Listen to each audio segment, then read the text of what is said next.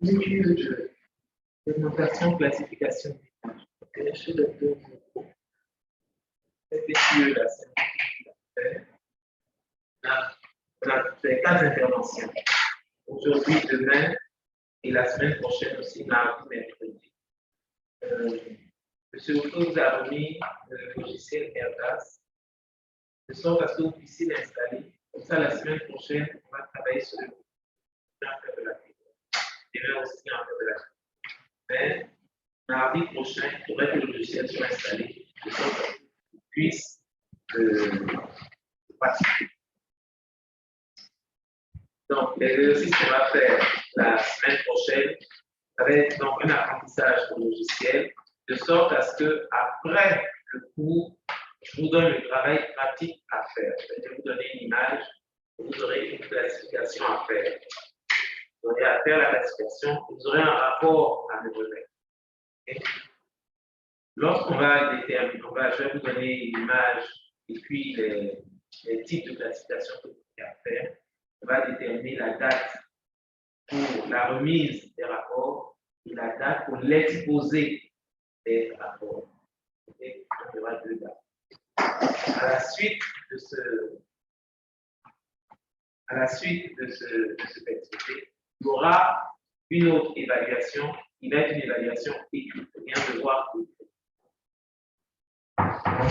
Partie plus théorique. Le sport de cours, vous l'avez vu.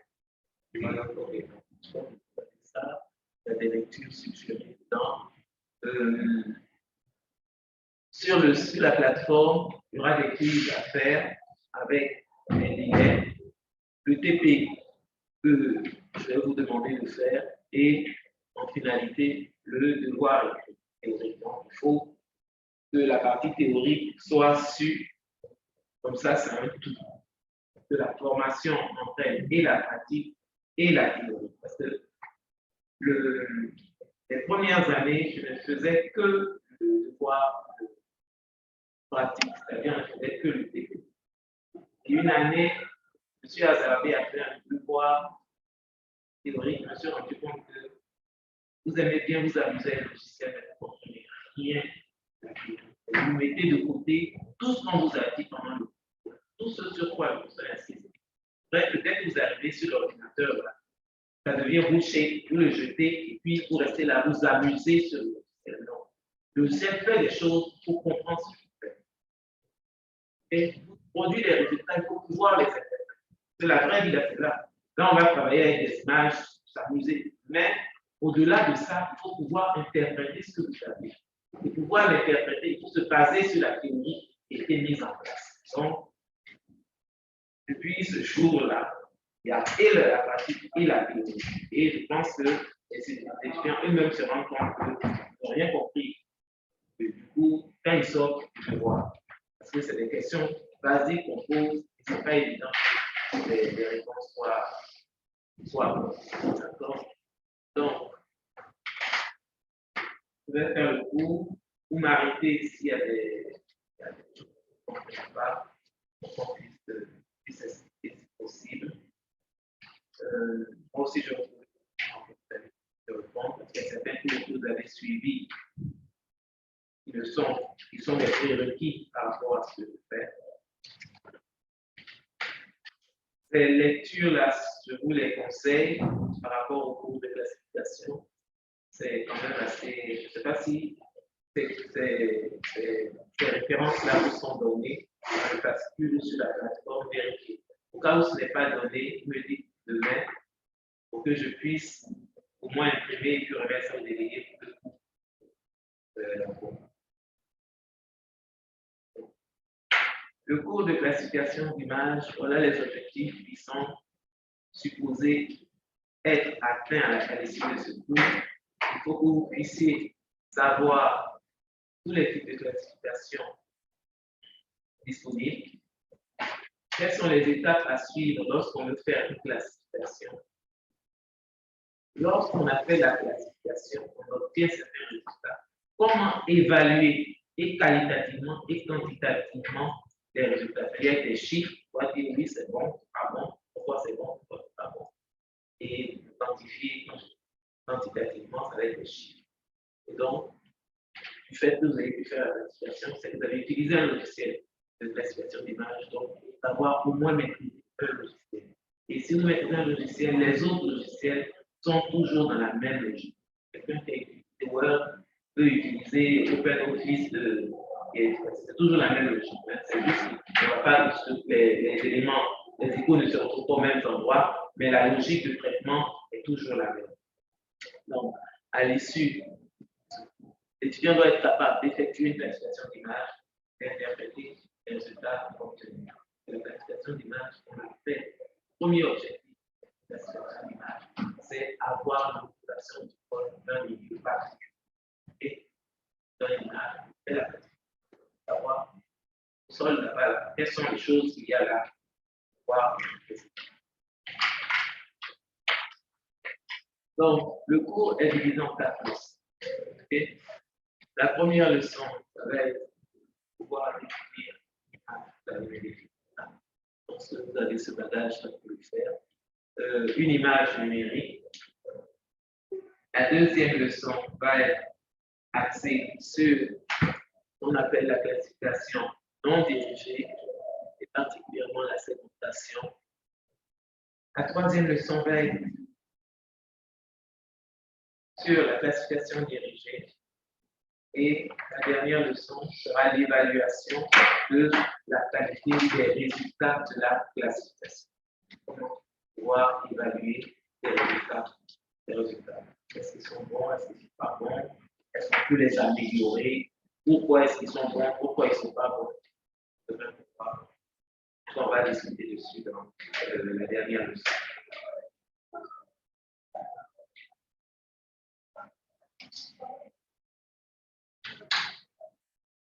La leçon 1 est divisée en 3 parties. Okay? Définition de l'image, parler des différents traitements qui peuvent être appliqués à une image et quels sont les traitements requis. Oui. Quelque chose?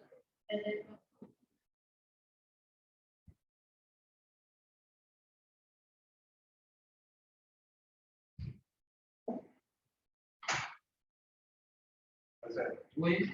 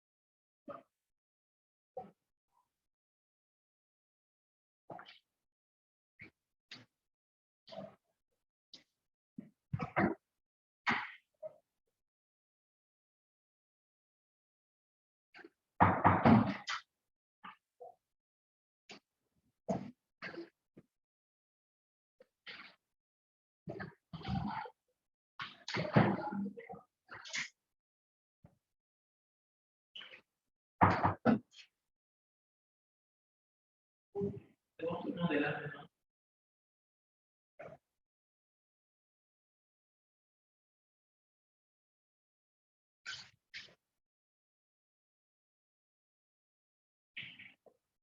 Donc, de ce que vous avez fait comme cours avant le Master 2 et pendant le Master 2, qui peut me définir une image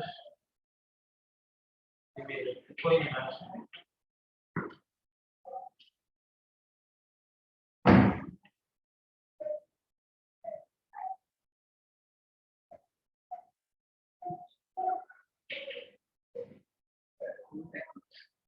C'est quoi une image numérique?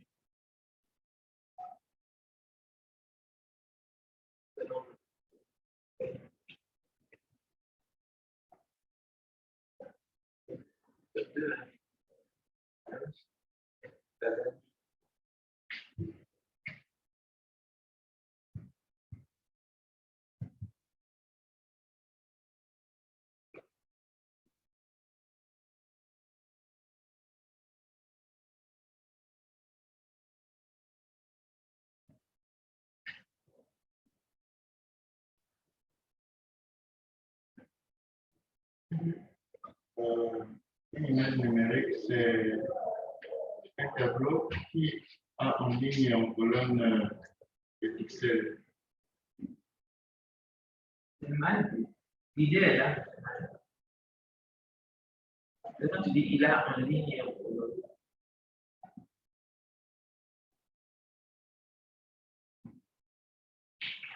Un tableau en ligne et en colonne.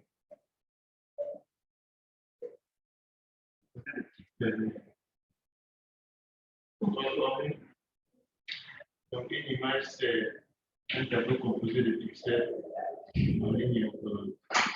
Donc, pas en ligne et en colonne, quand tu gardes tout. D'accord? C'est un tableau. Le tableau est constitué de lignes et de colonnes. D'accord? Un tableau, c'est ça. Donc, le croisement d'une ligne et d'une colonne correspond à un pixel. D'accord? Donc, ce n'est pas un pixel en ligne et en colonne, non. C'est le croisement d'une ligne et d'une colonne. Ce point de croisement-là correspond à un pixel. Donc, je dis c'est un tableau composé de pixels. D'accord? Ça va pour tout le monde? Quelle est la particularité de ces pixels? Puis ça veut dire quoi, le pixel?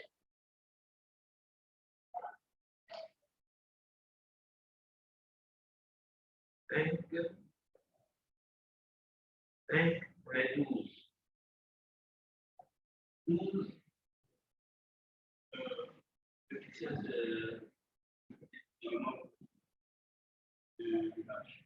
ok? L'élément, comme on dirait, l'atome constitue la plus petite particule de tout être là, toute matière. C'est aussi c'est le composant élémentaire d'une image. D'accord? Maintenant, pixel veut dire quoi?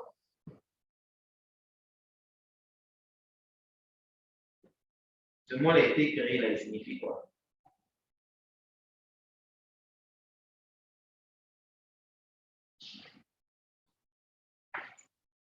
On vous a jamais dit ça? On vous a jamais expliqué ce mot pixel?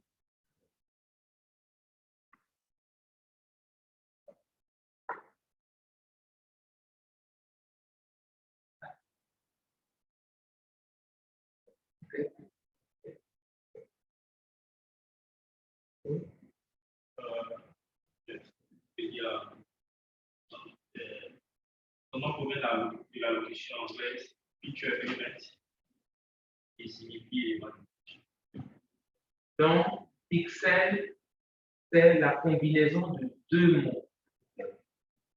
Le premier qui est picture qui veut dire image, et le deuxième qui est élément, qui veut dire élément.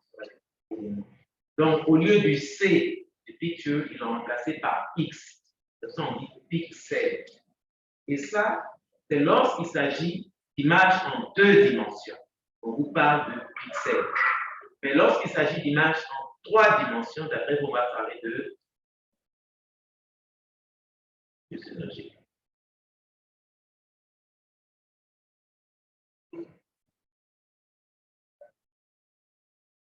Trois dimensions, ça fait quoi?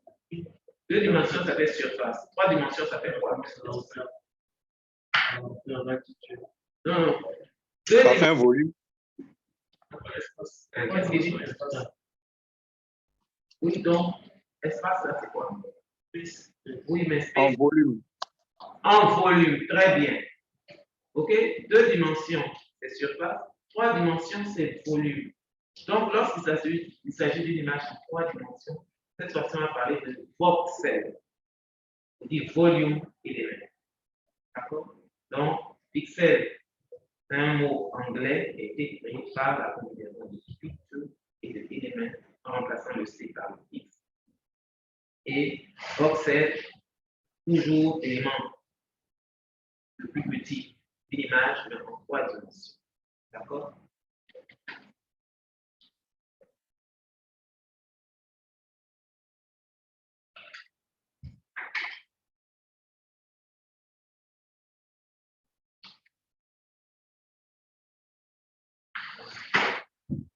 Donc, nous, on parle d'image numérique, mais vous allez voir que tous les documents en anglais, on va vous parler de raster, de raster, de raster.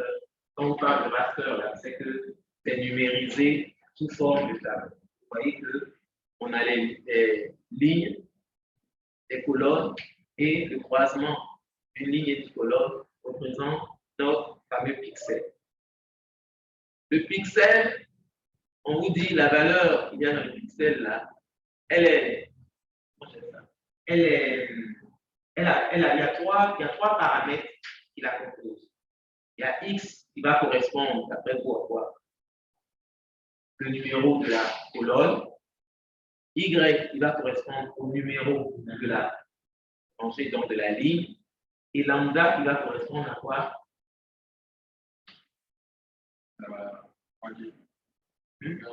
La longueur d'onde de détection du facteur. Il y a une quatrième dimension qui doit venir, c'est le temps. À quelle période votre image a été acquise? Parce qu'une image qui a été acquise en janvier n'a pas la même configuration qu'une image qui a été acquise en juillet. En principe, ça va être des changements. Parce que normalement, janvier, ça correspond à saison sèche et juillet, normalement, ça correspond à saison pluvieuse. Donc, l'image que vous aurez en janvier n'est pas la même que vous aurez en juillet. Donc, vous voyez bien que votre image, votre pixel là, la valeur que c'est vrai, le pixel là, il a une valeur. Hein? C'est ça un tableau là. Il est constitué de valeurs, votre fameux tableau. Les valeurs qu'il y a dans le pixel, mon pixel là, si on dit sa valeur là, c'est le 20.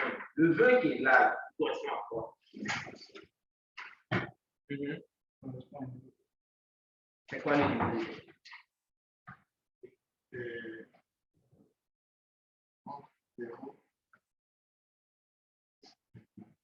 Ça correspond à quoi?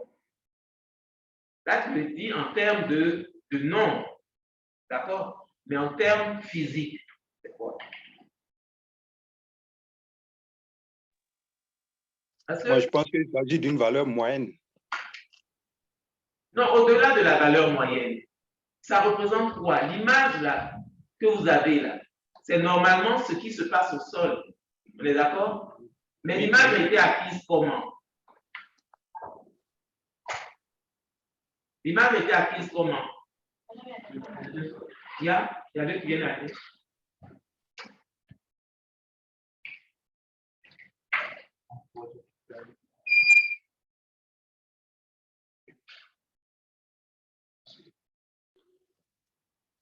La valeur représente c'est la réflectance des objets au sol. Très bien. Très bien. Comment le processus se passe, le processus d'acquisition? Vous avez votre territoire qui est là, votre capteur qui est là-bas. Je parle en optique, hein. Je ne parle pas en radar. Votre capteur qui est là. Donc, votre surface au sol est éclairée par le soleil.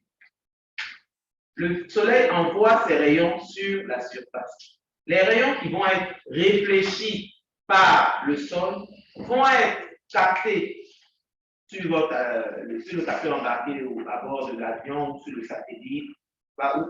Et ces données-là, c'est ça qui va être traduit. Les valeurs qui vont être là, que vous appelez des positions. En fait, c'est la réflectance.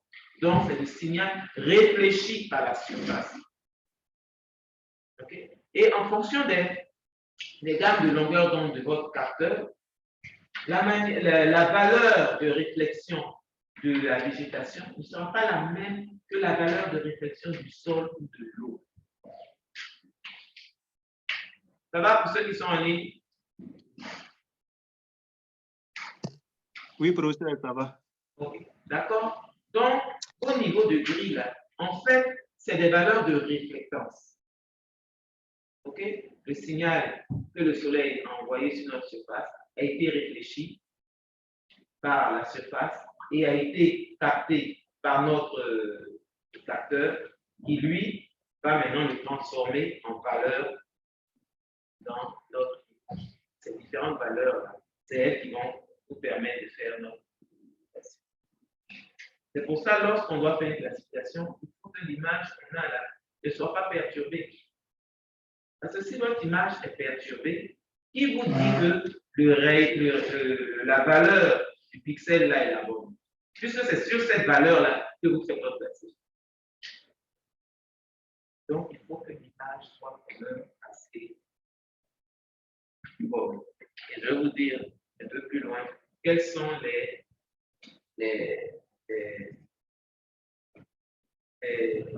sujets de perturbation de votre image. Quels pourraient être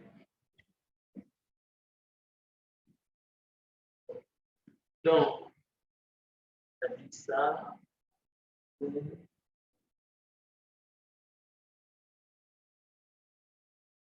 OK. Résolution spatiale, quelque chose de très important. En fonction, qu'est-ce qu'on appelle résolution spatiale? Je l'ai dit, on dit, elle fait référence à la taille du pixel. D'accord? Donc, la taille du pixel, c'est-à-dire les côtés. C'est un carré ou ça peut être un rectangle. Dans certains cas, vous pouvez avoir un rectangle. Donc, je dirais les 4 côtés de votre rectangle, les 2 côtés parallèles de votre pixel là, représentent la résolution spatiale.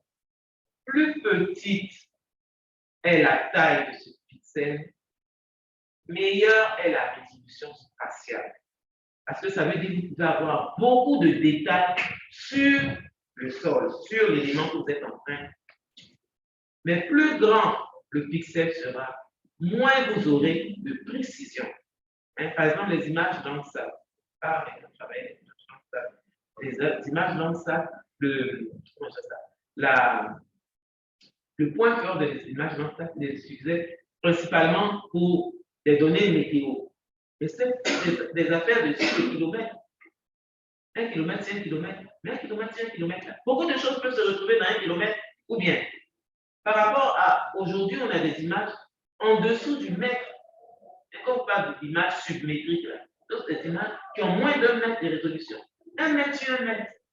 Par rapport à 1 kilomètre, c'est 1 kilomètre. Vous voyez la différence? Donc, plus petite est la taille du pixel, meilleure est la résolution. Et ça ne va pas sans problème aussi. C'est-à-dire, quand on améliore la résolution, il y a un autre souci. C'est que les logiciels du traitement d'image doivent suivre. Parce que vous avez beaucoup plus de détails. Donc, si vous avez beaucoup plus de détails, il faut que vos logiciels, vos ordinateurs d'abord, aient une grande mémoire pour pouvoir stocker toutes ces données-là, que les logiciels soient assez rapides et performants pour pouvoir faire la différence. Donc, ça, c'est-à-dire, on gère un problème pour en créer un autre. On gère un problème dans le sens où on a beaucoup de données sur un milieu, donc on est content. Hein? L'image qui va nous avoir à 1 mètre sur 1 mètre, c'est carrément comme une photo. C'est bon, au moins on a des détails. Les militaires qui aiment faire les affaires ça, classify. Ils sont heureux, ils ont moins même des 50 cm choses sur 50 cm. Pour eux, leur résolution, c'est high level. On ne rentre pas de ça. Nous, on se contente de 1 cm. Mais parallèlement, vous imaginez 1 mètre sur 1 mètre par rapport à 1 kilomètre sur kilomètre. Puisque la valeur qu'il y a dans le pixel, c'est une valeur moyenne. 1 kilomètre, la valeur moyenne de tout ça, par rapport à 1 mètre, c'est plus précis de 1 mètre. Mais c'est plus lourd à gérer que le 1 kilomètre.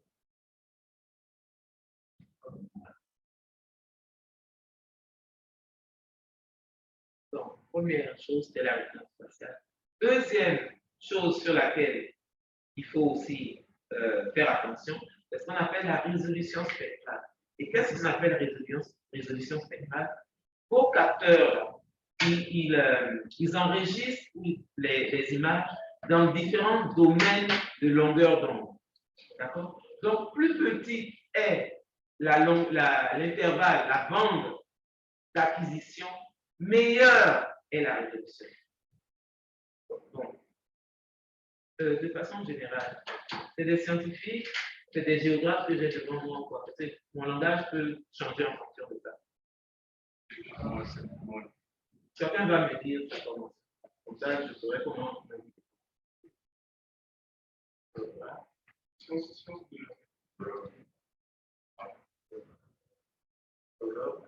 Et logistique. J'attaque. Majorité. Géologue.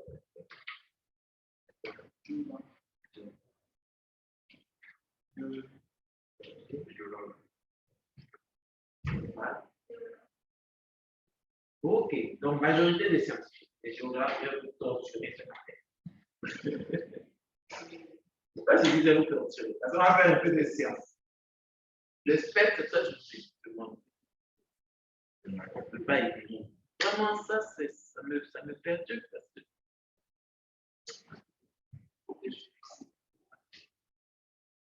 Le spectre, la lumière. OK? De ce que vous connaissez basiquement de la lumière, vous allez me dire qu'il y a les bleus, il y a les rouges, et ça non. Ça non. Les géographes, je ne peux pas mettre d'autres scientifiques. Je considère qu'ils connaissent. S'ils ne connaissent pas là, tout cas, je vais les voir. Donc, les géographes, vous savez qu'il y a le bleu, il y a le rouge, il y a le vert, tout ça. D'accord? Ça, on appelle ça le spectre visible. C'est ce que vous voyez. Hein? C'est ça, les physiciens là ont décliné en spectre visible. Maintenant, le spectre visible, il va de 400 nanomètres à peu près 750 nanomètres. Hein? Puis on est déjà dans l'infrarouge, jusqu'à 750, on est dans le rouge. Maintenant, tout ce qui est en dehors de ça n'est plus du visible. C'est pour ça, tout ce qui est en dehors de ça, on ne connaît pas sa couleur. Et chose qu'on ne voit pas, on ne peut pas donner sa couleur.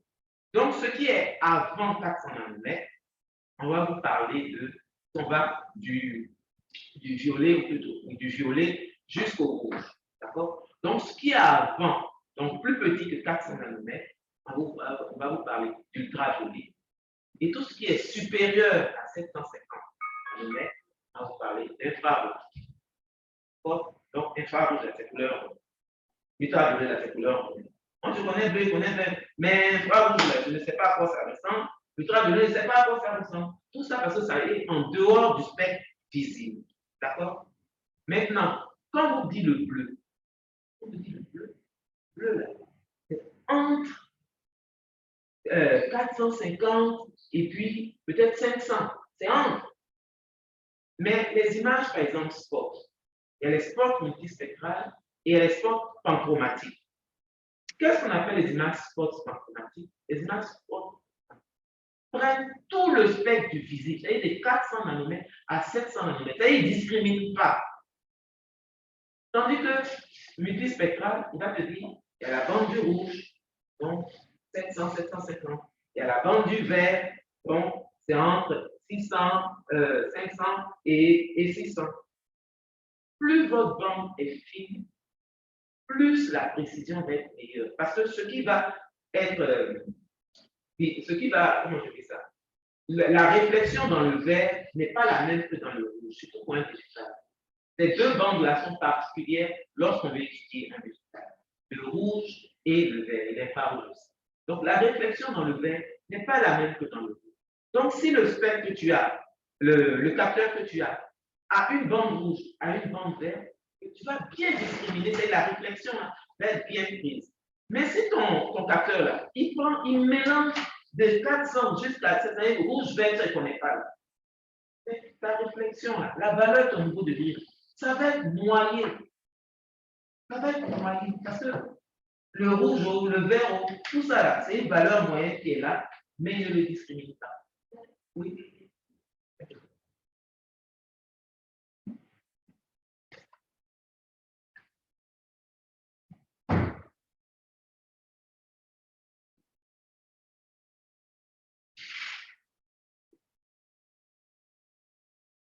D'accord? Donc, c'est en ça où on parle de résolution spectrale. Plus petite est la bande d'acquisition. Plus petite est la bande d'acquisition de votre capteur, meilleure sera la précision de votre image. Parce que là, il va acquérir dans la bande particulière de votre capteur. Donc, quand vous allez faire la classification, la valeur du niveau de gris sera bonne par rapport à cette valeur de bande spectrale. D'accord?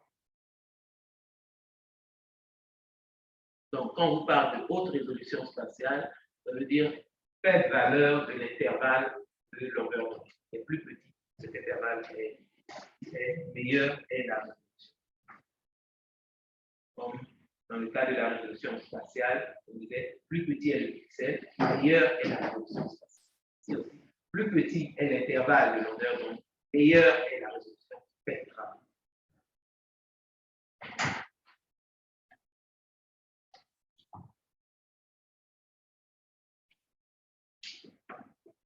Ce dessin-là, ce graphique-là, on l'appelle le spectre ou l'histogramme. OK? En classification d'image, il a son importance. Pourquoi? Regardez les différents axes. En abscisse, on a le niveau de gris. En ordonnée, on a le nombre de pixels.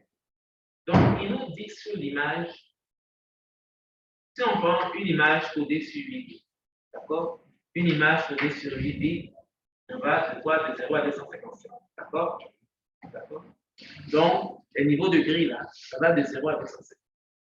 Et pour chacune de ces valeurs-là, il nous dit, par exemple, il y a tant de pixels qui ont 0 niveau de gris, il y a tant de pixels qui ont un niveau de, qui ont un niveau de gris 1, qui ont niveau de gris. Donc, ce schéma-là va vous donner l'allure du spectre, comment je dis ça? L'abondance des pixels en termes de niveau de gris. Et quand vous avez un pic, c'est bon. Quand vous n'en avez pas, vous avez une grosse patate là, c'est pas bon. Pourquoi? Lorsque vous avez un pic, ça veut dire que pour la zone que vous êtes en train d'étudier, la valeur la plus grande, la plus retrouvée correspond au niveau de gris le plus fréquent. Donc, par exemple, si c'est une zone où il n'y a que de l'eau, et puis il y a quelques petits pots, l'eau, en principe, à moins que votre eau là soit trouble, là, en principe, ça doit être la même valeur du niveau de gris. Donc, votre image de ce point-là doit présenter, je dirais, la partie du spectre qui est à gauche, un pic, une gaussienne comme ça. Pour dire, les niveaux de gris les plus fréquents, c'est ça. Donc, lorsque je fais ma classification, que je trouve un histogramme à cette valeur-là, ah, c'est bon, ça veut dire que la plupart de mes pixels, ou la majorité de mes pixels, ont ce niveau de gris qui correspond par exemple à telle classe. Donc, je suis sûr que c'est la bonne classe. Mais s'il y a plusieurs pics, ça veut dire qu'il y a plusieurs éléments qui sont dedans. Il y a du végétal, il y a de l'eau, il y a du sol. Mais quand il y a un seul pic, c'est qu'il y a un seul élément. Donc, en tout cas, ce que j'ai fait pour avoir ça, c'est bon. D'accord? Donc, plus le spectre à l'allure d'une gaussienne, meilleur est le type d'occupation du sol.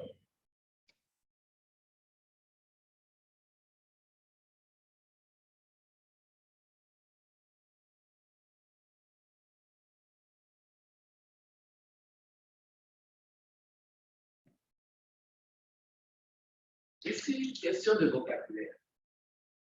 Je vous dis, le traitement numérique des images consiste à modifier les caractéristiques chromatiques, c'est couleurs, des pixels de l'image dans le but d'améliorer la lisibilité et faciliter l'interprétation visuelle.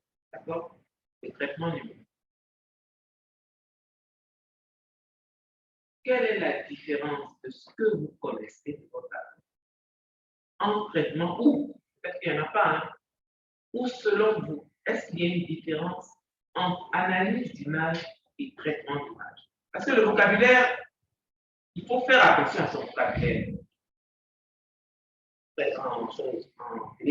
Quel que soit même le domaine, hein, un médecin, comme on dit, il ne va pas vous appeler le foie, la vessie, il ne va pas mélanger ça avec le pancréas. Non, non, il y a un vocabulaire. Si je dis ça, c'est ça. Donc, lorsque en télédétection, on vous dit, on fait une analyse d'image, ou en télédétection, on vous dit, on fait un traitement d'image, est-ce que c'est la même chose? Si c'est oui, OK? Si ce n'est pas la même chose, qu'est-ce qui les différencie?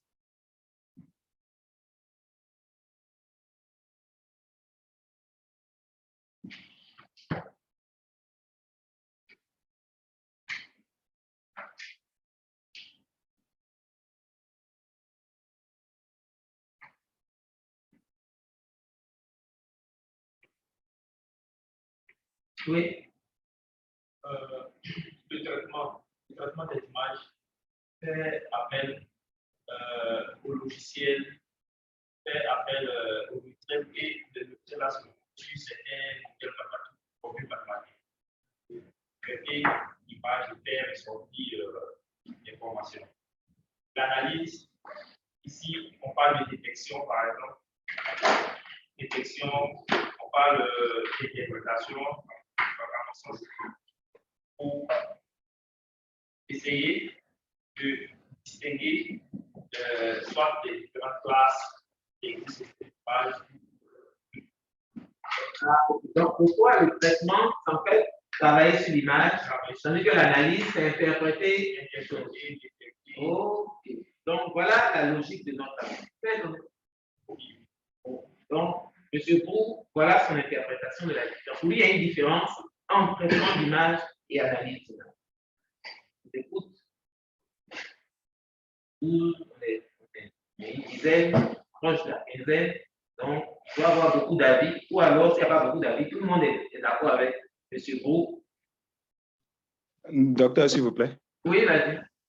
Oui, moi je pense que l'analyse et le traitement sont carrément différents dans la mesure où le traitement revient à travailler sur les différents éléments de l'image pour améliorer l'interprétation, alors que l'analyse, c'est comprendre les éléments caractéristiques. Par exemple, vous avez montré l'histogramme qui s'inscrit dans le cadre d'analyse d'image, alors que le traitement, c'est une manipulation pour mieux apprécier les différents éléments de l'image. Là, en faisant appel à des logiciels. L'analyse aussi. L'analyse aussi. Ah, d'accord. Appel au logiciel. D'accord. Mais il y a une différence entre les deux. Il y a une différence. Je vous le dis. Il y a une différence. Oui, vas-y. L'analyse va consister à faire une description de l'image. En s'appuyant sur un nombre de tels que la résolution spatiale, également aussi sur la tonalité, la texture, par exemple. Donc, le traitement, ça va, lorsqu'on toute amélioration à l'image. C'est bon. La classification d'image, c'est un traitement. Ça n'améliore pas l'image, ça me dit juste que tu passes sur le sol. D'accord? Oui, en somme, en fait, il peut le traitement précède l'analyse.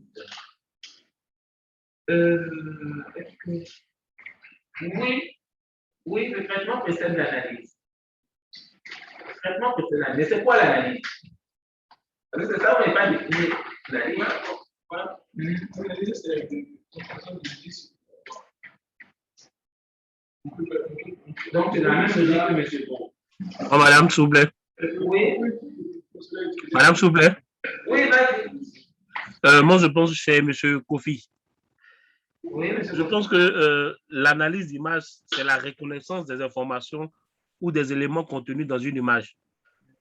Et cette analyse-là nous permet naturellement de faire ressortir tous les éléments clés de l'image. Je dis les informations qui sont contenues dans l'image. Or, le traitement d'image nous amène plus à utiliser les éléments et la reconnaissance des images pour mieux les traiter. Je ne sais pas si je me fais entendre. Non, je ne comprends pas. Concernant l'analyse des images, l'analyse des images, c'est la reconnaissance des éléments et des informations de l'image. Je prends l'exemple simple. On a une image. De cette image, peut-être on peut reconnaître une tracée d'eau, une végétation, un sol nu. Ça, c'est pratiquement analyser les images. Et traiter les images, c'est améliorer les éléments identifiés. Je prends l'exemple simple. On arrive à voir un coup d'eau, mais à cause peut-être de la coloration, on n'arrive pas naturellement à l'identifier. Donc, le traitement de l'image va nous permettre de faire ressortir l'élément qu'on a déjà analysé, mais de manière plus précise. Donc, si c'est ça, je ne suis pas d'accord avec toi. C'est ça, je ne suis pas d'accord avec toi. Ah bon? Oui. Je vais donner la réponse parce que vous allez dans une autre logique. D'accord, madame. On a dit que ici, le traitement numérique des images permet de modifier l'aspect, les couleurs de notre image. Ce qu'il faut comprendre, c'est la base de la différence entre l'analyse et le traitement. C'est que lorsque vous faites du traitement d'image, vous partez d'une image pour aboutir à une image. Donc la situation d'image, c'est une image. Pour aboutir à une image, la seule chose, c'est les couleurs que je vais mettre qui vont être différentes. D'accord? Tandis que l'analyse d'image, je pars d'une image, j'arrive à une information. Par exemple, j'ai mon image et je tire de cette image la superficie des routes. Ou je tire de cette image le nombre de villages. Voilà la différence entre analyse et traitement. Analyse, vous sortez une information qui n'est pas forcément une image. Tandis que le traitement, vous quittez d'une image pour arriver à une image. Le résultat du traitement est toujours l'image. Tandis que le résultat d'une analyse est une information. Ça va, M. Kofi? Donc, je pars de mon image d'Alois et de mon image de Galois, je dis que j'ai tant d'hectares de café cacao, par exemple.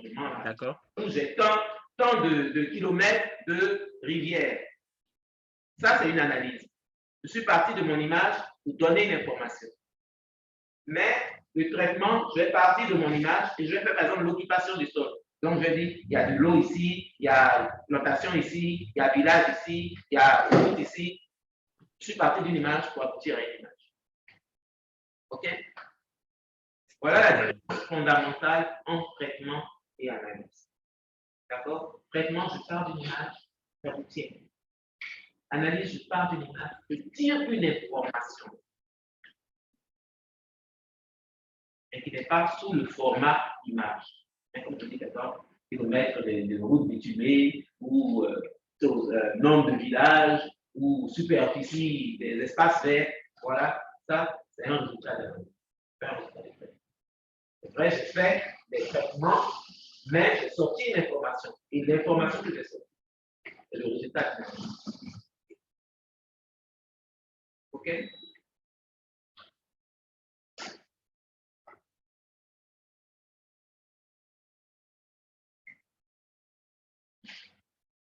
Quels sont les différents traitements qu'on peut faire sur les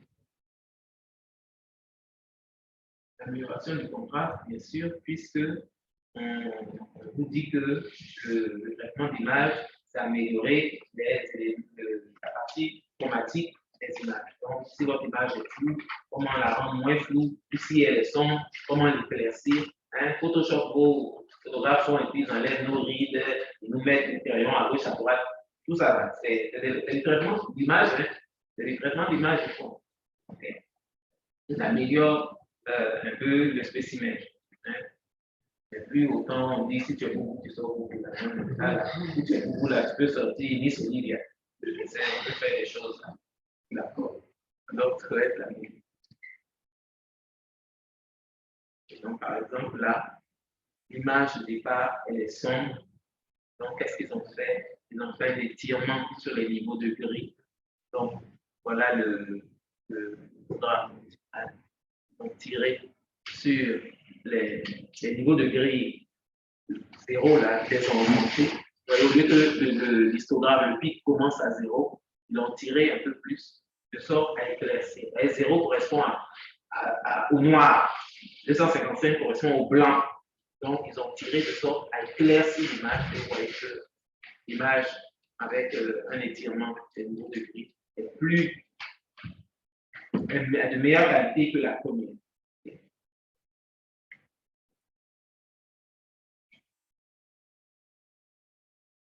Autre chose qu'on peut faire, c'est le filtrage spatial fréquentiel. Donc, c'est une fenêtre qu'on va passer sur notre image, soit à faire ressortir certains éléments ou atténuer certains éléments, dépendamment de l'objectif qu'il y a derrière. Mais je vous ai dit que lorsqu'on fait du traitement d'image particulièrement la classification d'image particulièrement, il faut que l'image qu'on a soit une image qui ne soit pas perturbée. Je dois couper. Non, une heure n'est pas encore arrivée. Il n'y a pas vérité.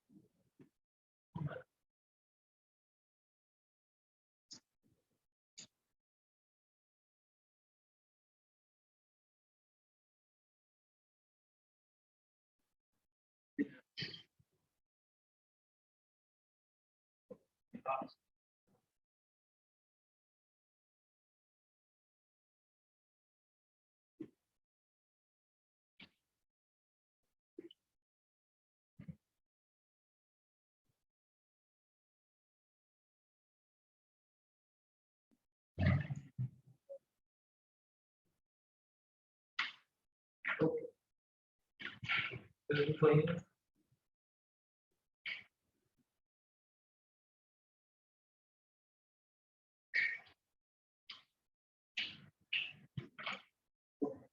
Donc, l'image, je pense que l'image ne doit pas être perturbée. Et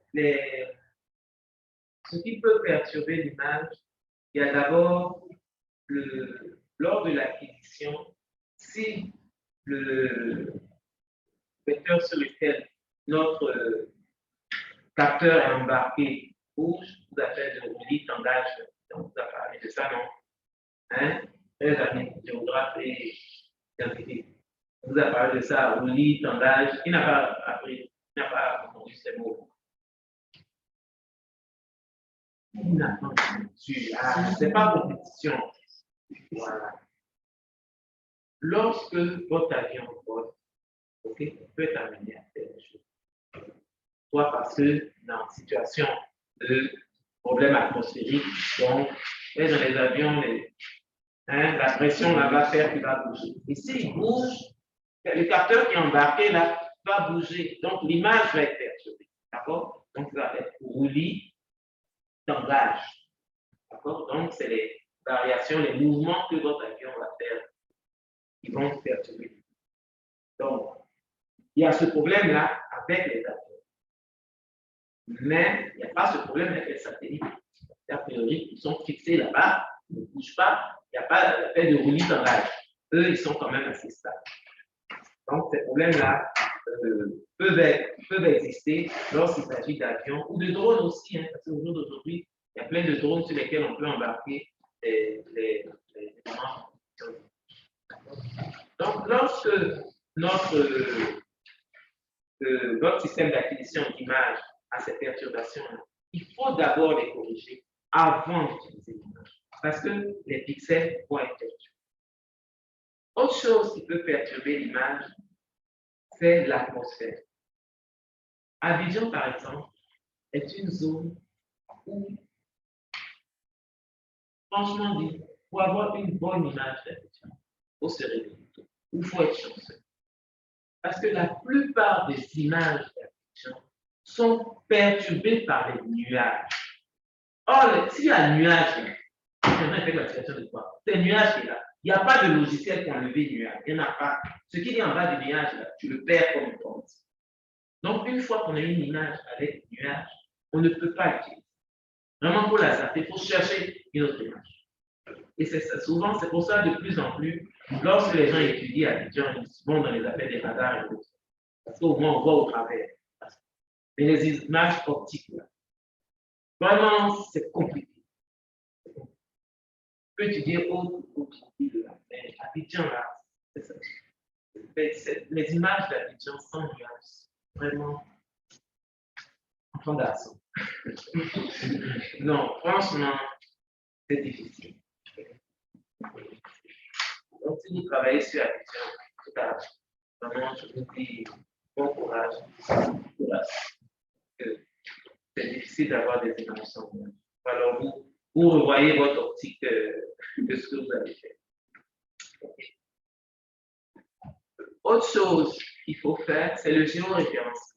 Mais le géoréférencement, lui, il n'est valable que lorsque vous voulez croiser votre image avec des données qui existent. Donc, les données qui existent ont déjà leur géoréférencement par rapport à une certaine chose. Comment on appelle ça? Quel est le nom? WGS 84, tout ça. Quel est le nom qu'on donne à ces géographes? Voilà. Hein? Donc, suivant le système de coordonnées, il faut que vous mettiez votre image sur le même système de coordonnées, de sorte à ce que lorsque vous allez superposer ça, vous puissiez retrouver les mêmes. Donc, le géoréférencement n'a de valeur que parce que vous voulez superposer votre image avec d'autres données que vous avez. Et si c'est juste une classification, juste pour regarder comme ça, le géoréférencement n'est pas une obligation. Il ne devient une obligation que si vous devez croiser cette image avec d'autres données. D'accord? Donc, les corrections qu'il y aura à faire, correction géométrique, correction atmosphérique. Correction atmosphérique, il y a des logiciels pour la correction atmosphérique. S4, S3, je ne sais plus à quel niveau de logiciels de correction atmosphérique il existe. Mais ces logiciels-là sont déjà implémentés sur les logiciels de traitement. Okay? Donc, il y a certaines données que vous devez avoir sur l'atmosphère le jour où vous êtes en train de faire votre correction pour que ça marche. Et si vous n'avez aucune information sur l'atmosphère au moment où vous avez acquis l'image, vous ne pouvez pas faire la correction. C'est ça aussi qui est aussi. Donc, lorsque dans le travail le TP que je vais vous donner à faire, vous n'aurez pas à faire tout ça. D'accord? Parce que le but du jeu n'est pas de vous voir en train de faire des corrections atmosphériques. Mon cours s'appelle correction atmosphérique.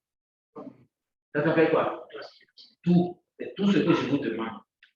Donc, considérez que l'image que je vous ai donnée, le référencement a été fait, correction, quoi a été fait. Tout ce qui est correction, les pixels là, sont propres. Donc, vous pouvez commencer à faire la pratique. D'accord? Parce que avant de faire une pratique, il faut être sûr que les niveaux de gris qui sont sur mon image correspondent effectivement à la réflectance de mon sol. Mais si ils ne correspondent pas, parce que, comme je vous dis, il y a eu tendages aujourd'hui qui ont perturbé, ou bien il y a eu l'atmosphère qui a fait que mes niveaux de gris ont eu un plus en valeur, là, ce que vous allez avoir, là, c'est vraiment, je dirais, du travail de sorcier que vous êtes en train de faire. Hein, c'est le travail de sorcier. Quelque chose qui n'est pas vrai, et puis toi, tu vas trouver quelque chose de bon dedans. C'est la sorcellerie. Hein? Donc, voilà, ça peut être bon comme ça peut ne pas être bon, c'est aléatoire. Mais dans le cas de vous allez considérer que elle est propre, les niveaux des gris sont bons. Vous embarquez directement faire la classification qui vous sera donnée.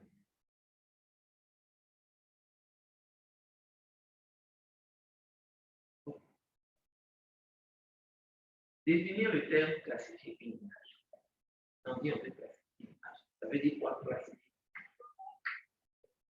Au-delà de classifier une image, quels sont les différents types de classification d'images qui existent? Et est-ce qu'il n'y a pas un vocabulaire en arrière de cette discipline? Donc, fondamentalement, on vous dit que classifier une image, c'est partitionner l'image en régions disjointes. Oui?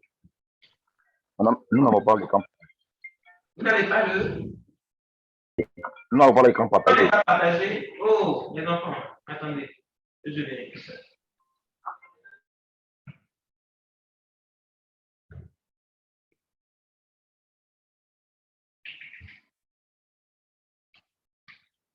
Donc, ce que j'ai présenté avant, vous n'avez pas vu, c'est ça? Non, madame, non, madame.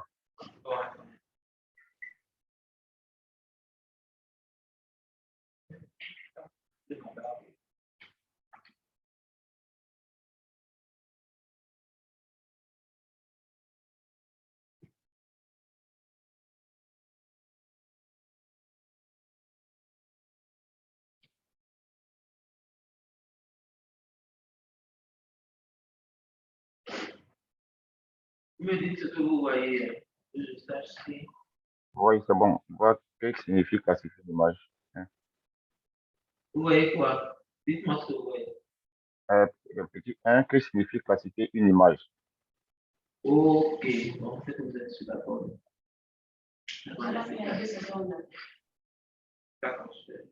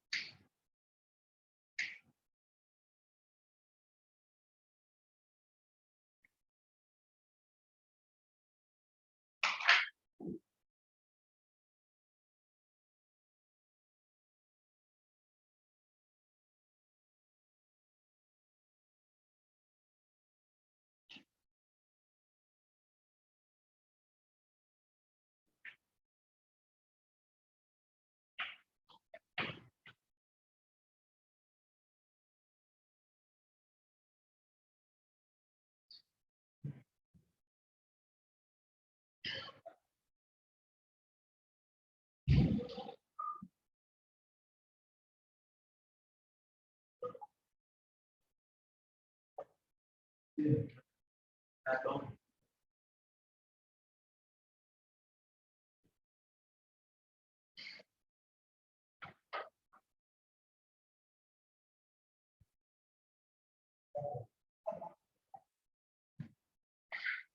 Voilà. Là, d'afficher, je peux le faire.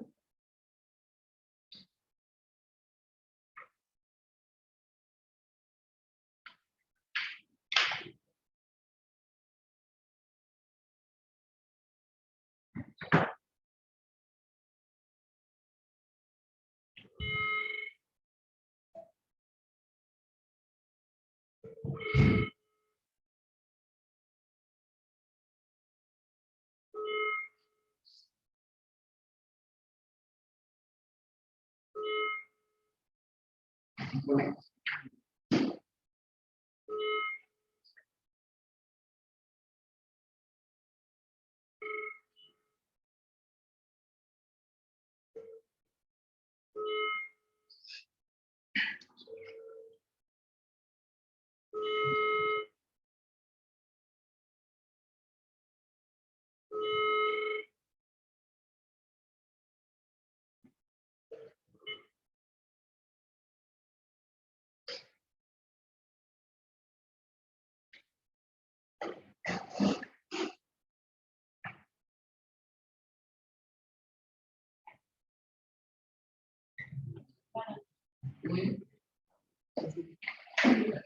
Je ne vois pas cette fenêtre. Donc, je ne peux même pas les admettre parce que je ne les vois pas. Et ce que vous avez ici, je ne l'ai pas. Je fais sur.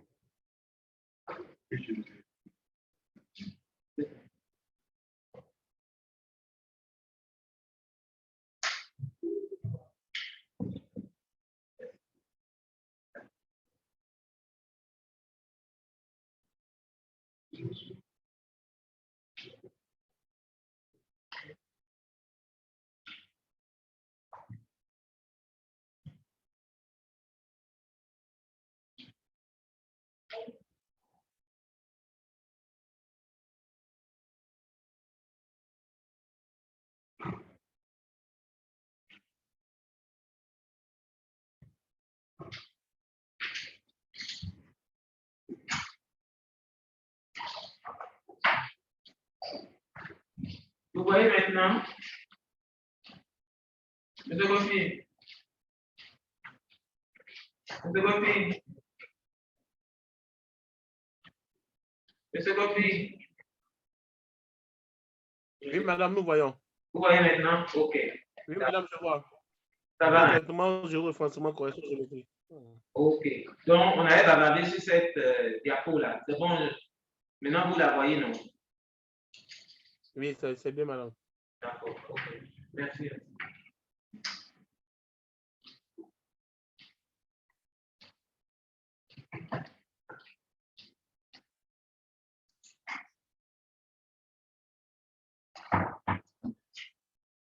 Donc, normalement, on est tous là. C'est ça, la définition de classifier une image. C'est ça? Et je reviens. Je le représente. Oui, madame, oui, madame. C'est là qu'on est. OK. Oui, c'est là qu'on est. Que signifie classifier une image? D'accord. OK. Donc, on vous dit que classifier une image, c'est partitionner, donc c'est diviser, c'est monter une image en différentes parties séparées.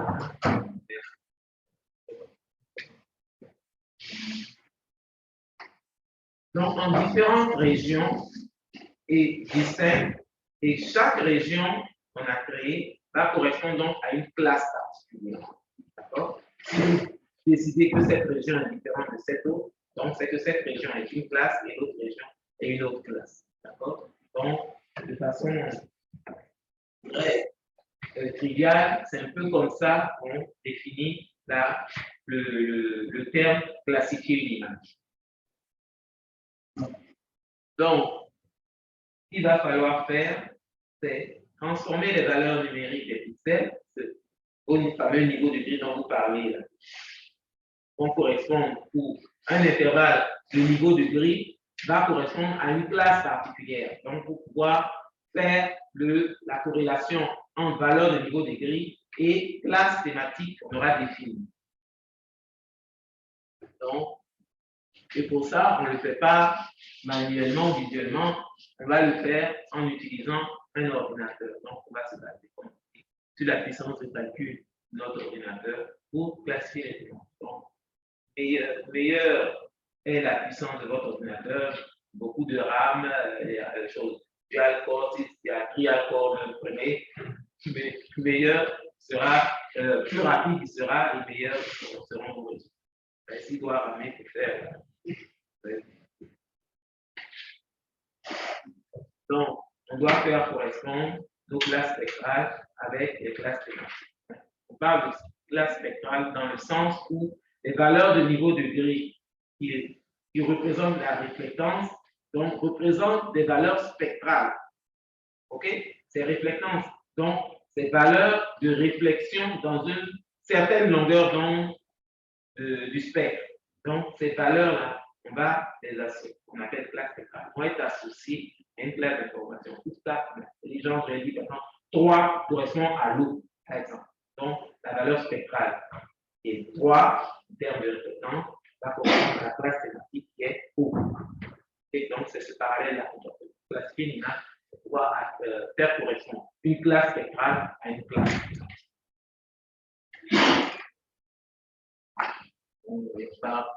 Notre affaire, notre image en pixels, A, les régions en bleu, en rouge et tout, qui vont correspondre aux différentes classes qu'on a identifiées sur notre image. C'est passé de A à B. C'est ce qu'on doit faire.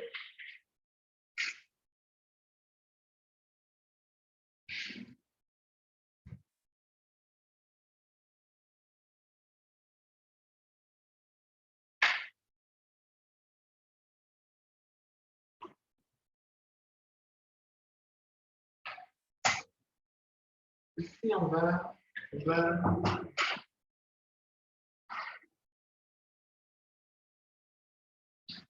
On va faire un peu.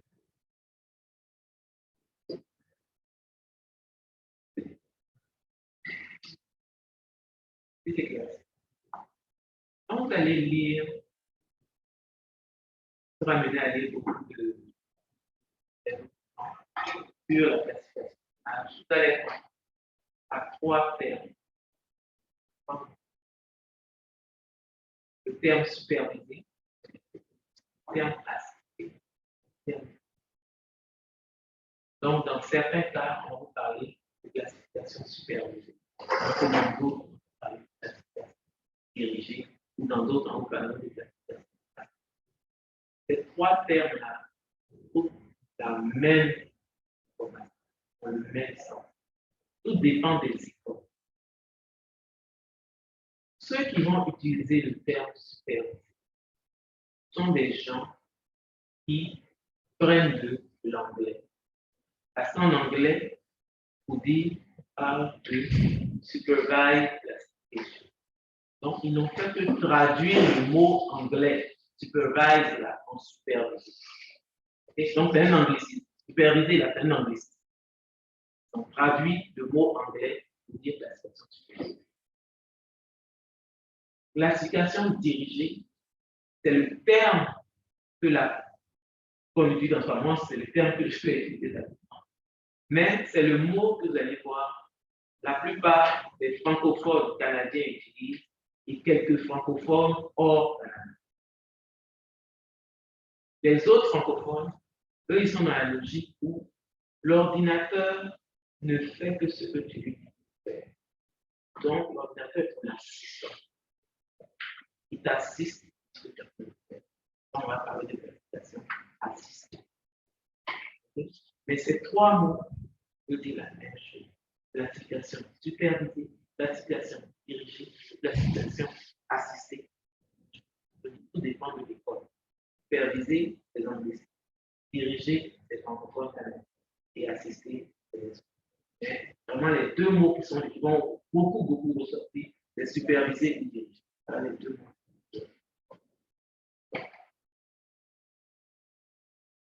Maintenant, il y a le terme paramétrique et non paramétrique. Ça, on va le voir lorsqu'on va faire la classification dirigée. C'est la classification non dirigée. Lorsqu'on va faire la classification dirigée, c'est là que le terme paramétrique et non paramétrique aura son importance. C'est là-bas que ça va se justifier. Il y a 2 types de classification. La classification pixel par pixel et la classification de ce qu'on appelle orientée objet. Pas la même philosophie. Lorsqu'on parle de classification pixel par pixel, c'est-à-dire on parle premier pixel, oui, il est attribué à telle classe. Deuxième pixel, troisième. C'est vraiment chaque pixel qu'on va attribuer à une classe donnée. Tandis que orienté objet, ça veut dire qu'on va regrouper d'abord les pixels en objets. Donc, ça veut dire un groupe de pixels, et c'est ce groupe de pixels-là maintenant qu'on va classer. Donc, la classification orientée objet suppose d'abord, genre, si vous voulez, en guillemets, une pré-classification en termes d'une création d'objets. Donc, un regroupement de pixels d'abord, avant maintenant de faire la classification. On arrive là. D'accord? Donc, on va commencer par la classification non et particulièrement la segmentation qui est une classification non dirigée.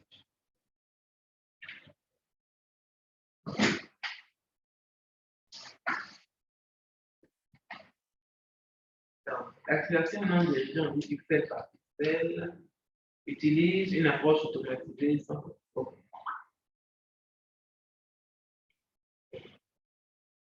La classification non dirigée, on a emmené.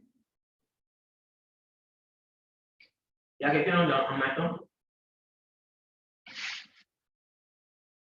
On a emmené à faire de la classification non dirigée lorsque on n'a aucune information sur le site pour lequel on a l'image. Genre, je suis ici à Abidjan et puis on m'envoie une image, justement, du Kentucky. Un campement au Kentucky là-bas. Qu'est-ce que je connais fait?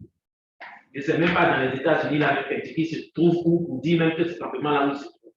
Donc, je n'ai aucune information de ma zone d'étude. Quand c'est comme ça, la première approche, faire de la classification non dirigée. Donc, ça veut dire que vous allez vous baser sur la puissance du calcul de votre ordinateur. Qui, lui, grâce à son calcul de moyenne, de variance et tout, va pouvoir diviser les pixels là en un certain nombre de classes, dépendamment de ce que vous allez lui demander, un certain nombre de classes, et faire la classe. Donc, ça va être une classification automatique. Et vous n'avez aucune incidence dans la mesure où vous ne connaissez pas votre chose. Vous ne pouvez pas aider l'ordinateur. Lui, il fait ses calculs et puis il dit, bon, la seule chose qu'il pourrait vous demander en fonction du type de classification non dirigée, c'est de vous dire, en combien de classes tu veux que je fasse comme ça? Tu veux que je divise ton espace en combien? Je lui dis, quand je regarde mon image, je dirais que je peux avoir 5 classes. Je ne connais pas mon chose, mais ça, 5 classes. Donc, je dis 5 classes. Il va te faire un 5. Il va forcer le résultat. Il va te faire 105. Maintenant, à toi, après, d'aller voir si ça a du sens. D'accord? Donc, la classification non dirigée, c'est que vous n'avez aucune information sur votre territoire et vous voulez voir la puissance du temps pour avoir une idée de. Donc, c'est vraiment l'ordinateur qui fait tout.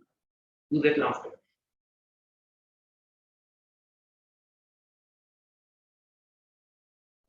Pas de connaissance a priori de la zone d'étude. Les classes spectrales sont déterminées automatiquement par le logiciel à partir de statistiques. On parle de statistiques. Moyenne variance, c'est ça. Hein? Quel est les pixels les plus récurrents? Quelle est la moyenne des histogrammes? Il va voir les histogrammes, il y a combien de pics qui se dessinent. S'il y a 3 pics, est-ce qu'il y a vraiment 5? Il y a 3 classes, donc il va créer 3 classes en fonction des variances. Nombre de classes imposées par l'analyse. C'est la seule chose qu'il peut vous demander. En combien de classes tu veux que je fasse? Et il va forcer le résultat. Mais, je dois couper le nez. Non, il n'y a pas encore le terminant, je viens. Mais, où vous allez intervenir, c'est l'après-classification. Une fois qu'il a fini, vous devez maintenant identifier les classes qu'il a créées. Vous lui avez dit, oui, fais en 5 classes. Vous créez 5 classes. Maintenant, ça doit être terrain, ça doit être végétation, ça doit être chaud, ça doit être ça. Le premier post-traitement dans une classification, c'est ce qu'on appelle l'étiquetage. C'est une obligation. Dès que la classification non dirigée est terminée, le premier travail que vous avez à faire, c'est identifier les classes qui ont été créées. Donc, on parle du premier post-traitement, ça va être l'étiquetage. Étiquetage thématique des classes générées est nécessaire après la partition. Parce qu'il a créé là. S'il a créé là, il faut les identifier. Peut-être tout, vous ne pouvez pas identifier, mais au moins 2 ou 3 là, vous devez identifier. Sinon, à quoi ça sert de partitionner votre image si vous n'êtes pas capable de dire cette partition à quoi elle correspond? Okay? Donc, il n'y a pas de pré-traitement, mais il y a un post-traitement obligatoire.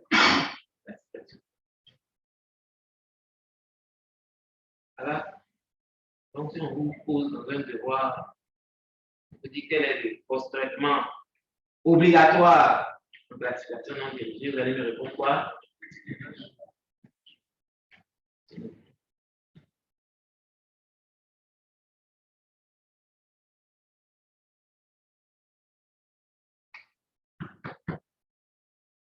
On va voir, il y a la classification visuelle non dirigée. Et vous avez vu que le titre de cette étude, c'est classification, segmentation, image. C'est ça, non? OK. Donc, segmentation, il faut le mettre quelque part. Ou bien, c'est dans le titre, il faut le mettre quelque part. Puisque, grosso modo, il y a 2 types de classification. Elle a dirigée et elle non dirigée. Donc, il faut que segmentation soit dans l'un ou dans l'autre. D'accord? Il est dans non dirigé. Parce que la non dirigée, ça veut dire quoi? C'est rien que c'est le logiciel. Okay? A priori, on n'a pas d'incidence. La seule chose qu'on peut lui dire, c'est lui donner le nombre de classes, bien lui dire oui, telle valeur de niveau de vie, c'est tout. Le reste, c'est lui qui le fait. D'accord? Donc, en ce sens, la segmentation est un processus de classification. Donc, on vous dit la segmentation permet de décomposer en région connectée ayant la même hétérogénéité. Deux approches pour faire la segmentation. Il y a l'approche contour qu'on va commencer à voir. Quand on parle d'approche contour, c'est-à-dire que là, est-ce que je l'ai dit? Ah, je ne l'ai pas dit. OK. La particularité de la segmentation par rapport aux autres types de classification, c'est que la segmentation, c'est une binarisation de l'image. Les scientifiques, là, binaire, là, c'est quoi? Binaire, là, c'est quoi? Oui. 0, 1, deux valeurs. Donc, quand on parle de binarisation de l'image, c'est deux classes. OK? Donc, dans l'approche contour, il y a les contours, il y a le reste. Donc, approche contour, je veux identifier les contours et le reste ne m'intéresse pas. Donc, j'aurai deux classes, contour plus le reste. Okay? Donc, segmentation se traduit par une binarisation de l'image, c'est-à-dire une classification non dirigée de l'image en deux classes. Donc, dans l'approche contour, je vais identifier les limites, en fait, de mes différentes classes. Ainsi, j'ai les limites, donc, autrement, ce qui sera dedans, ce seront mes classes.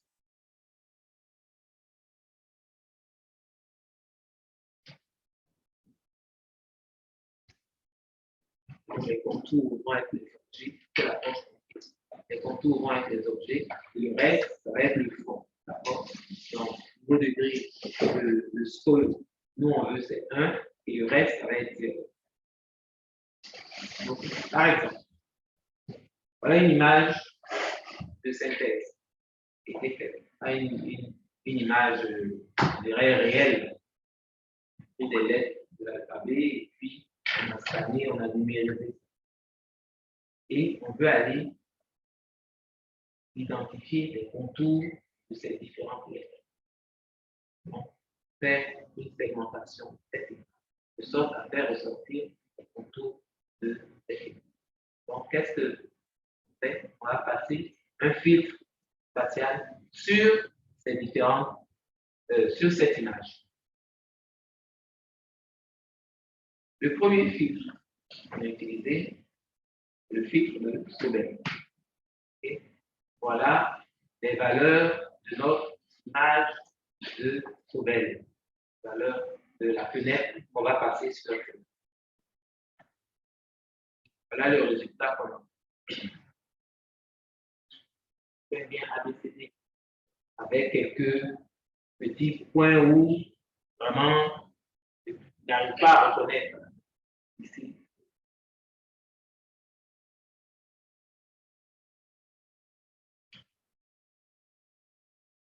Ici, là, par exemple, il n'arrive pas à bien voir les pixels qu'il y a dans le contour de B en haut de B. Là. Même chose ici en haut de C ou en bas. Dès qu'il y a une ligne courbe là, il a des problèmes. Tant ce sont des lignes bien verticales là, qui s'en sortent. Deuxième filtre qui a été utilisé, c'est le filtre Laplacien. Et le filtre Laplacien. Voilà ce qu'il est. Deuxième.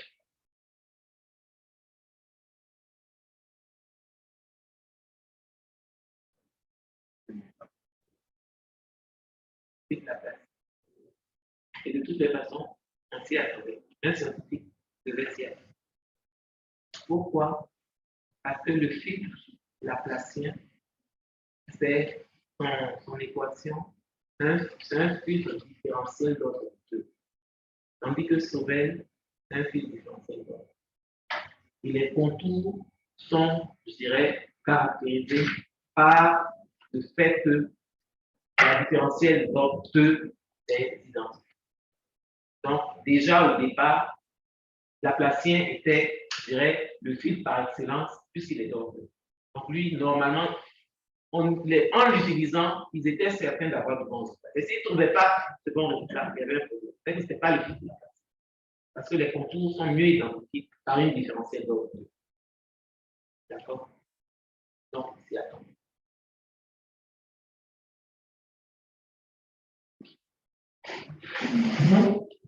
Votre approche, c'est l'approche contraire. Et cette fois-ci, au lieu que ce soit les contours, avec l'intérieur, donc, avec ce qu'on appelle une approche régionale.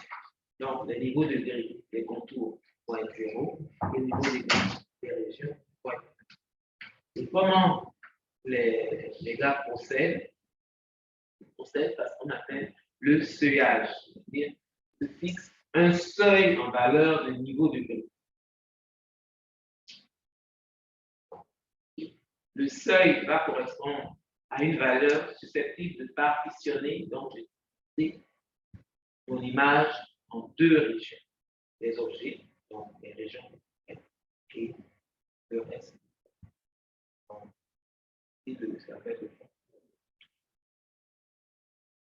Donc, on va partir de notre image en niveau de gris. On va fixer le seuil. Moins que ce seuil sera quelque chose, plus que ce seuil sera quelque chose. Donc, à deux régions. On a des niveaux de gris plus grands que la valeur et les régions communes. Les niveaux de gris plus petits que la valeur commune.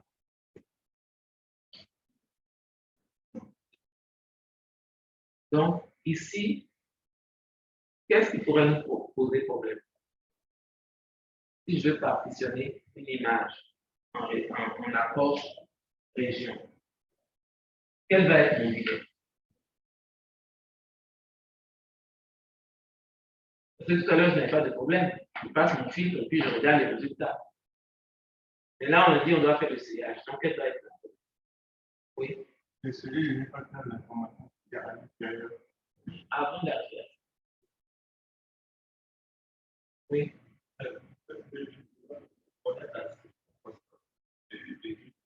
C'est ce qu'il dit.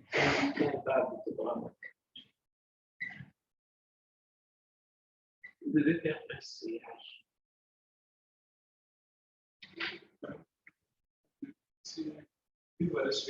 Voilà. Pourquoi vous allez prendre 3 plutôt que 4 ou plutôt que 5? D'accord? Pourquoi? Comment vous allez fixer? C'est maintenant qu'on va réfléchir à vos affaires de ce bras. C'est parce qu'on voit qu'il y a un problème. Ah, c'est pourquoi je prends telle valeur sur telle valeur. Donc, le fait que je ne sache pas laquelle des valeurs prendre, je vais aller maintenant regarder mon histogramme. En fonction de mon histogramme, je vais voir comment mes niveaux de gris là sont répartis. Et si cette répartition-là est vraiment en deux blocs, je vais prendre la valeur qui les divise en deux blocs.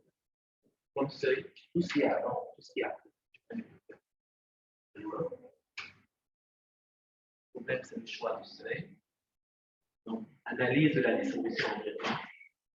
Donc, ce H5 veut dire qu'on se fixe qu'une seule valeur, soit supérieure à, soit inférieure à. On va commencer par supérieur à. Donc, si la valeur du niveau de gris qu'on s'est fixé,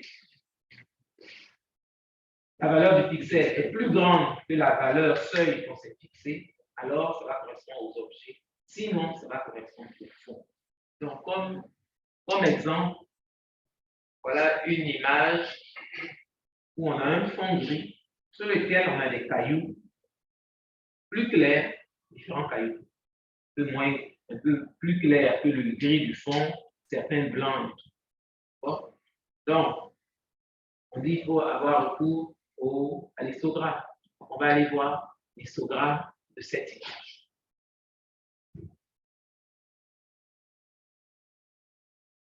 Quand il cherche l'histogramme de cette image, c'est parfait. Depuis. Donc, ce qu'on a depuis, c'est qu'on peut inventer.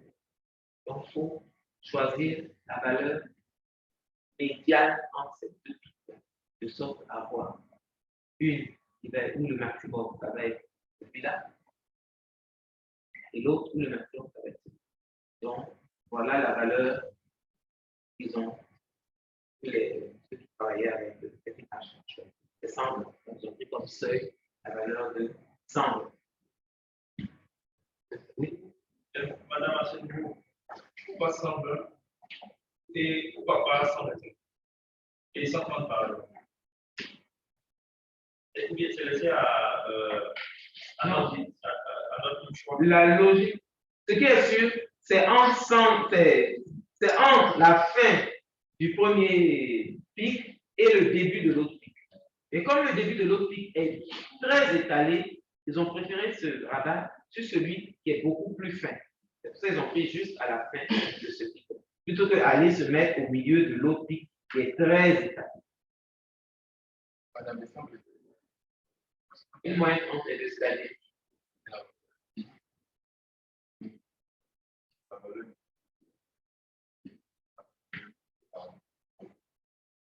Ah, d'accord. C'est-à-dire, ici, notre pic, par exemple, il est aux environs de 170, d'accord? Et celui-là, il est aux environs de 100.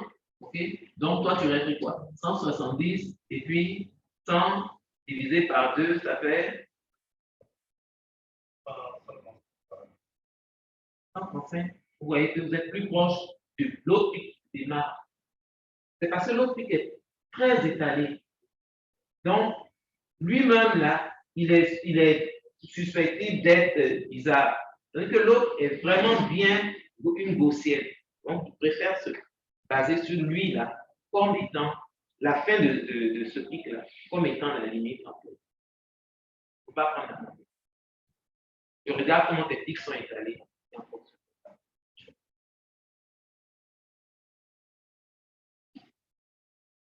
Donc, quand ils font ça, voilà le résultat de leur classique ou de leur segmentation. Donc, tout ce qui est rouge est le fond et tout ce qui est noir, ce sont les objets. Okay? Ça ressemble quand même à notre image de départ.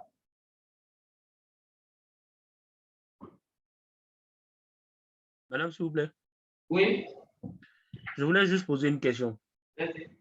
La classification non dirigée concernant la segmentation, est-ce qu'elle est appliquée à toutes sortes de logiciels?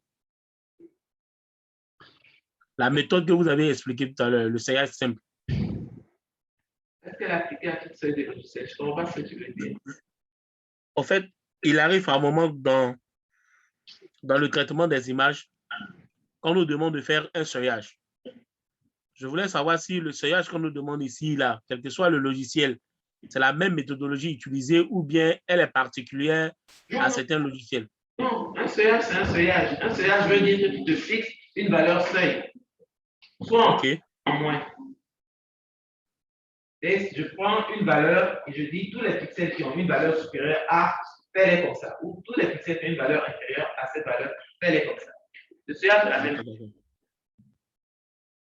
D'accord, madame. Merci bien, madame.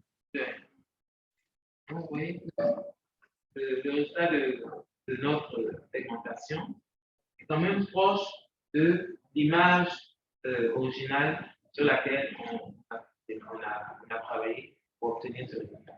Il y a quand même quelques petits points dedans, quelques artefacts dedans, rien n'est parfait, mais grosso modo, ça là, c'est bon. Deuxième type de seuillage, là, ça va être en valeur inférieure, c'est-à-dire un pixel a une valeur plus petite que le seuil qu'on s'est fixé, alors on va dire que c'est l'objet, sinon on va dire que c'est le fond. Et là, vous voyez que mon fond ici, il est clair. Contrairement à tout à l'heure où mon fond était sombre et mes objets étaient clairs, ici c'est le contraire. Mon fond est clair et mes objets sont sombres.